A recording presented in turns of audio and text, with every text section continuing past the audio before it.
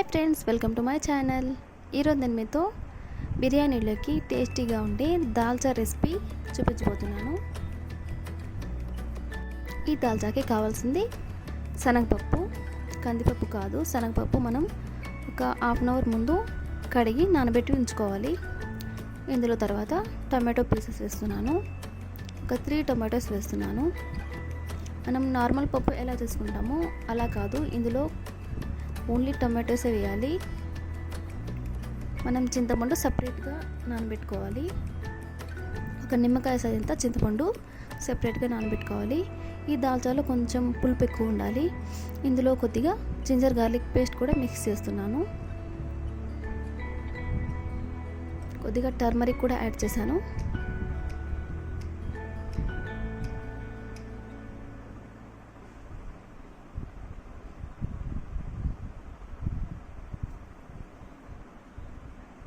దీనంతా బాగా మిక్స్ చేస్తున్నాను.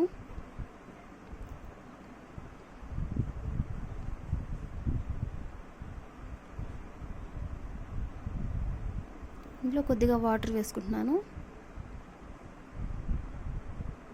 వాటర్ మరీ తక్కువగా కూడా ఉండకూడదు.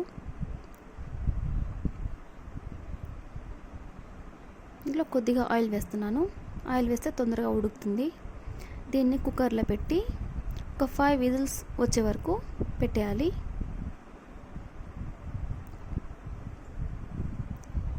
5 విజిల్స్ తర్వాత ఈ విధంగా కుక్ అయిపోయింది చూడండి.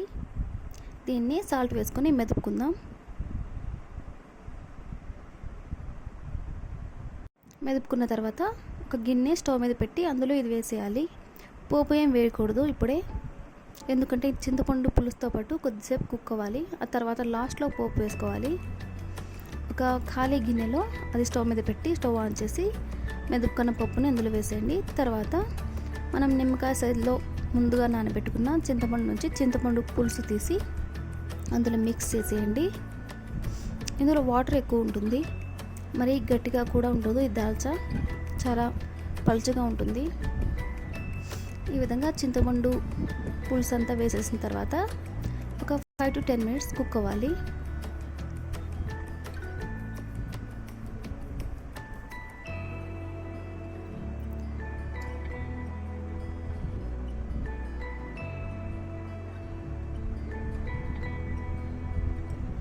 ఇప్పుడు ఇందులో మనం సాల్ట్ వేసుకోవాలి.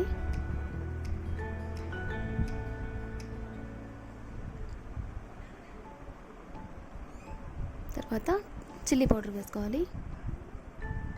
ఇదంతా మిక్స్ చేసి కొద్దిసేపు కుక్ చేయాలి.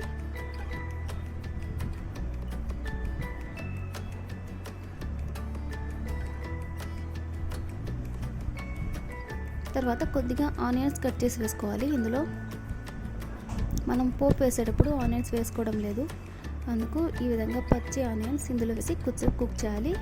అందులోనే కొద్దిగా ఆయిల్ వేయాలి. ఇదంతా కలిపి ఒక 5 to 10 minutes కుక్ చేయాలి. అప్పుడే దాల్చా చాలా టేస్టీగా ఉంటుంది. వాటర్ కొద్దిగా ఎక్కువ వేసుకోండి, మరీ పలుచగా ఉండకుండా.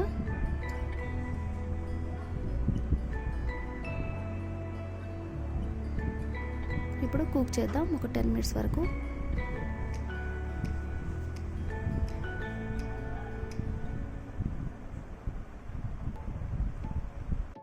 చూడండి, 5 to 10 minutes కుక్ అయిన తర్వాత ఈ విధంగా బబుల్స్ వస్తున్నాయి. ఈ విధంగా పొంగులాగా వస్తుంది. అప్పుడే ఇందులో నుంచి పచ్చి వాసన పోతుంది. తర్వాత ఇందులో కసూరి మేతి వేసుకుంటున్నాను. మీరు కావాలంటే కొత్తిమీర, కరివేపాకు కావాలంటే వేసుకోండి. నేను వేయలేదు, నేను ఓన్లీ కసూరి మేతి వేసాను.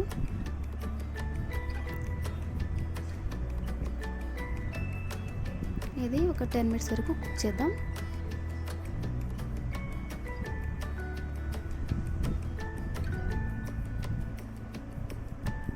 తర్వాత ఇందులో నేను కూరకారం చెప్పాను కదా, అది మిక్స్ చేస్తున్నాను.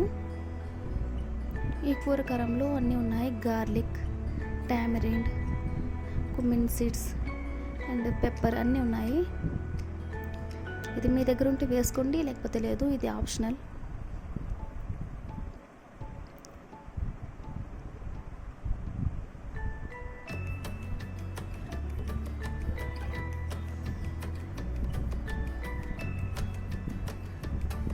ఇదంతా ఈ విధంగా కుక్ అయితేనే ఇందులో పచ్చి వాసన పోతుంది.